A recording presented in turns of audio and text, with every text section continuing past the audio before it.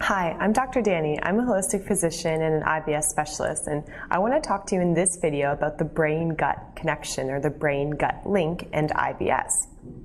If you suffer from IBS and have tried everything your doctor has given you and still have found no relief from your IBS symptoms, an integrative or holistic approach to IBS can help you because the brain and gut are very connected. That means that what goes on in your body's nervous system can affect digestion and IBS symptoms. Emotions, thoughts, and subconscious patterns of thinking all affect your nervous system and your brain, which talks to your gut and sends messages to the gut that leads to it working smoothly or poorly in the case of IBS. The brain controls the digestive system through a special nervous system called the ENS, or enteric nervous system.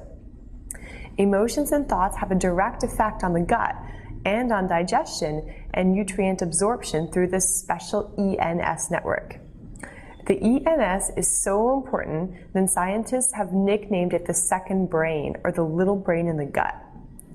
The second brain in the gut can make chemicals and hormones that in turn affect the real brain without getting messages from the brain first. So it can actually work kind of on its own as well.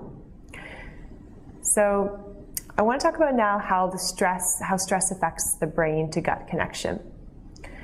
When the body is under chronic stress, hormones get turned on in the big brain and lead to the release of stress hormones in the adrenal glands, called cortisol.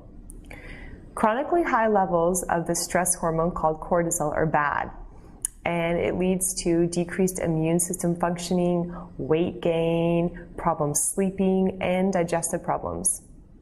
The brain-gut interaction is involved in this process. Patients with IBS have also been found to have this thing called the cingulate gyrus, an area of the brain that makes pain seem worse, lit up more than people without IBS. So in other words, the pain of IBS can actually start with differences in the brain. How they found this is they looked at people's brain scans with IBS and those people's brain scans without IBS. And again, they found that this area of the brain that enhances pain signals, the cingulate gyrus, is more strongly kind of lit up in people with IBS. Luckily, we can use powerful mind-body techniques to change the pain signals from the brain to the gut and help your IBS symptoms, especially the symptoms of abdominal or belly pain and discomfort and the bloating. And we can even use these mind-body techniques to get rid of these symptoms completely. Examples of techniques that have been successfully used in IBS treatment that are included under this mind-body domain are biofeedback, special IBS hypnotherapy, something called PMR, progressive muscular relaxation, which is a special relaxation technique, and also guided imagery that is focused on your gut. There has also been specific yoga-based programs developed that have been shown to be very effective in IBS in treating the symptoms.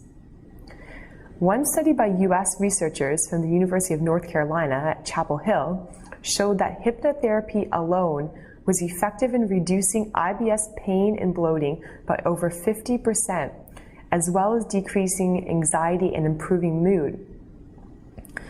Another very exciting brand new study in the Scandinavian Journal of Gastroenterology looked back, meaning it's called retrospectively, meaning they looked at those people who had already been treated with hypnotherapy alone, and they looked at the long-term effects of hypnotherapy for IBS and concluded that it is a very effective technique or treatment for IBS with long-lasting results going into years at decreasing IBS symptoms. Keep in mind that in both of these studies, hypnotherapy was the main treatment used for the IBS. Just hypnotherapy alone was having a huge effect on improving IBS symptoms. So it is even more powerful and more effective when combined with the other best tools for IBS that we have out there, such as food trigger identification and restoring the healthy gut flora as part of a holistic approach to IBS.